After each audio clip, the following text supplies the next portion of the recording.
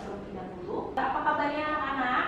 Baik. Sebelum kita masuk ke pembelajaran, Ibu akan mengecek kehadiran dulu. Korina Inora, pada pertemuan minggu lalu kita sudah belajar materi tentang apa? Ada yang masih ingat? Eksposisi. Kita sudah belajar tentang teks eksposisi. Apa sih teks eksposisi itu? Teks yang berisi informasi dan pengetahuan yang ditulis secara singkat dan padat, juga adanya pendapat. Oke, bagus. Strukturnya, ada yang masih ingat struktur dari teks eksposisi? Ya, boleh. Yang pertama ada tesis, yang kedua argumen, dan yang ketiga penegasan pendapat. Tuh, kemarin Ibu sudah memberikan LKPD, men-share di LMS. Sudah kalian bawa LKPD-nya? Sudah. Coba perlihatkan LKPD-nya.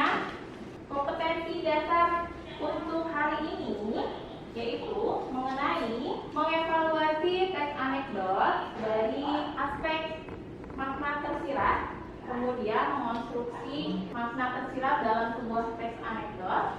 Nah, kemudian IPK-nya kalian menganalisis makna tersirat dalam teks anekdot, kemudian mengevaluasi makna tersirat dalam teks anekdot, kemudian kalian membandingkan teks anekdot dengan humor, dan berikutnya adalah mengonstruksi teks anekdot. Tujuan pembelajaran hari ini, peserta didik diharapkan mampu untuk menganalisis teks dari makna tersiratnya, kemudian mengevaluasi makna tersirat dalam teks anekdot, kemudian membandingkan teks anekdot dengan humor, dan mengevaluasi makna tersirat dalam teks anekdot. Sebelum Ibu menjelaskan apa itu teks anekdot, kita nonton teks anekdot bersama-sama dulu ya.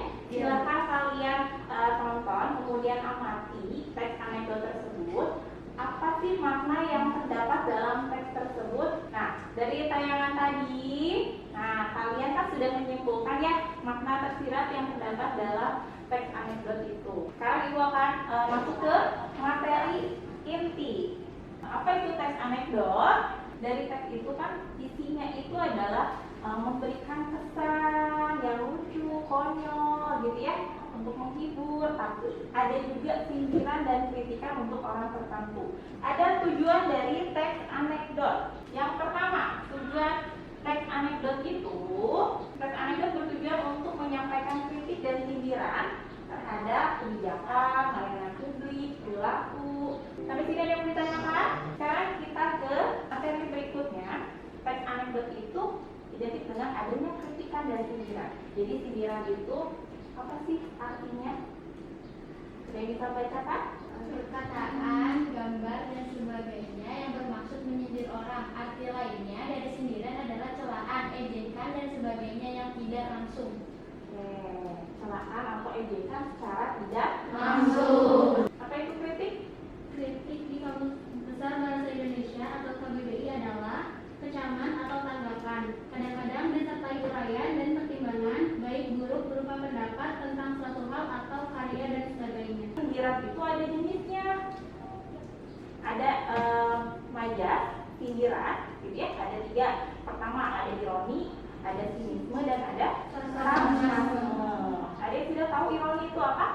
Sindiran secara halus. Ya, betul. Ironi itu sindiran secara halus. Ada yang bisa berikan contoh? Nah, kalau sinisme ini adalah sindiran secara langsung. Nah, ada lagi sarkasme. Nah, sarkasme ini sindirannya lebih kasar. Jadi 3 jenis sindiran, ada ironi, ada sinisme, dan ada sarkasme. Berikutnya penjelasan mengenai struktur. Abstraksi itu pendahuluan, kemudian orientasi itu apa? Bagian-bagian yang mengatakan dan terjadi krisis. Oke. Berikutnya ada Krisis. Apa itu krisis? Bagian dari peristiwa anekdot. Kemudian ada reaksi. Nah, apa itu reaksi?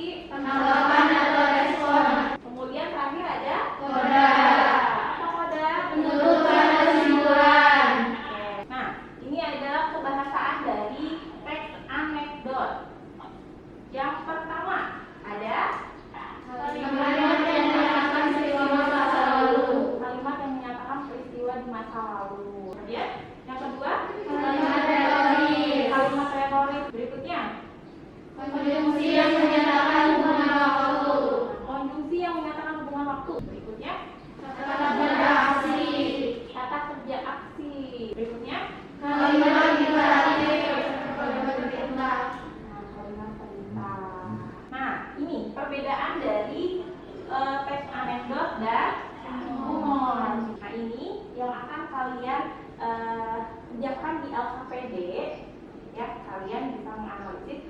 aspeknya, kemudian juga isi, makna tersiratnya apa sih dalam teks anekdot itu. Nah, humor itu ada makna tersiratnya tidak? Nah, lihat di sini. Kalau anekdot ada makna tersirat?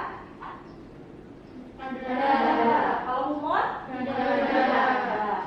Kemudian kalau isi, anekdot ada isinya? Ada. Kalau humor atau fungsi komunikasinya deh? Kalau teks anekdot fungsinya untuk apa? Menyampaikan kritikan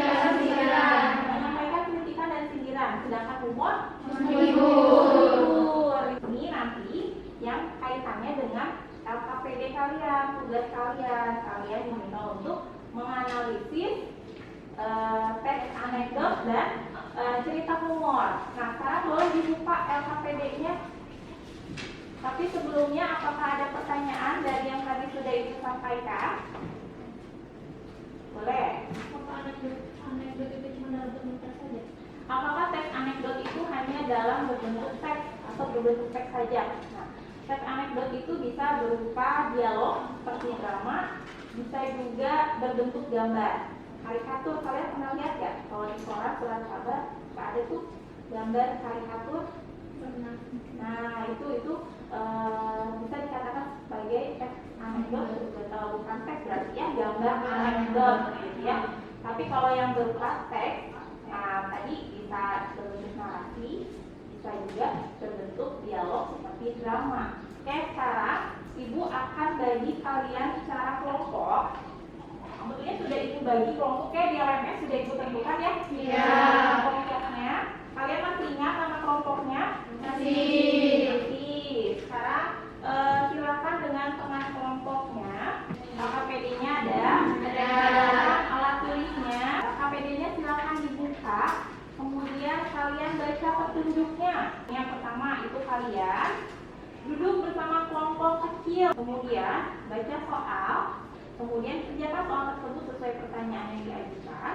Berikutnya bacalah teks anekdot yang berjudul Dosen Menjadi Pejabat dengan cerita humor yang berjudul Surat cinta, tukang buah, dan tukang sayur. Kemudian diskusikan dengan teman kelompoknya untuk menjawab soal. Berikutnya nanti kalian presentasikan hasil diskusi kelompoknya. Kemudian kelompok lain boleh memberikan tanggapan dari kelompok yang sudah tampil. Sudah jelas? Sudah. Ya. Nah, sekarang silakan kalian diskusikan. Ibu beri waktu 15 menit untuk mengerjakan dan diskusikan bersama teman kelompoknya.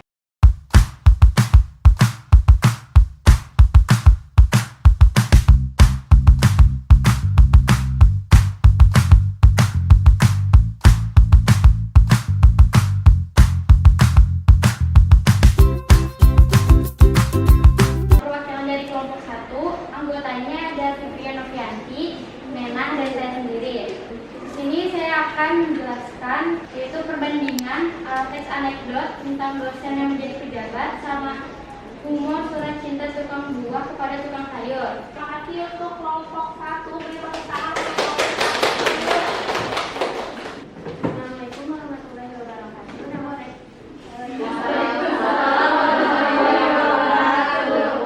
Nama saya Karina Inara dari kelompok 2. Anggota kelompok yang lainnya ada Putri Saula dan Mentari Andusya. Dan saya akan menjelaskan jawaban dari evaluasi yang ketiga. Unsur teks anekdot judulnya terdapat dalam teks, kalimat pembuktinya yaitu dosen yang menjadi pejabat. Terus yang kedua, partisipan atau tokohnya terdapat dalam teks juga, kalimat pembuktinya Tono dan Udin. Terus yang ketiga adalah humor atau lucunya juga terdapat dalam teks, kalimat pembuktinya kalau dia berdiri takut kursinya diduduki orang lain. Terus yang keempat, kritikan atau sindiran terdapat dalam teks juga, kalimat pembuktinya seorang dosen yang menjadi pejabat takut jika kursinya atau jabatannya diambil orang lain. Terus yang kelima, singkat terdapat dalam teks juga, ceritanya singkat dan padat. Terus yang keenam, menarik terdapat dalam teks juga, kalimat pembuktinya dosen yang tidak pernah berdiri takut jabatannya diambil orang lain. Terus yang terakhir ada nyata terdapat dalam teks juga, kalimat pembuktinya yaitu batas sendiri masyarakat. Terima kasih Korina. Assalamualaikum warahmatullahi wabarakatuh. Waalaikumsalam warahmatullahi wabarakatuh.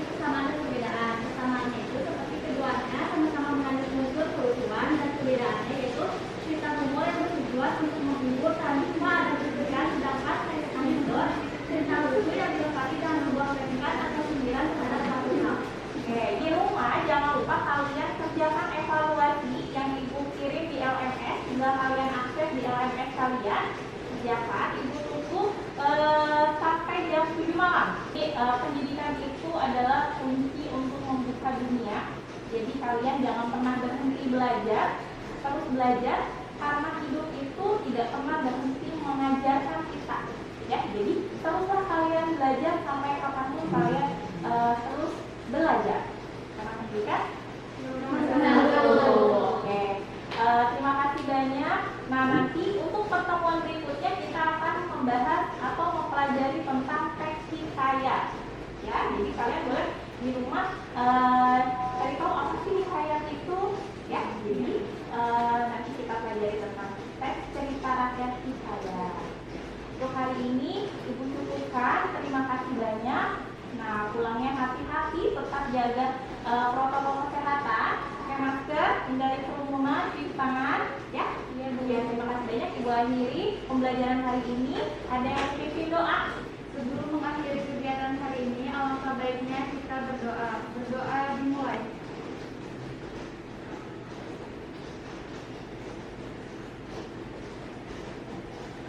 Berdoa selesai, beri salam.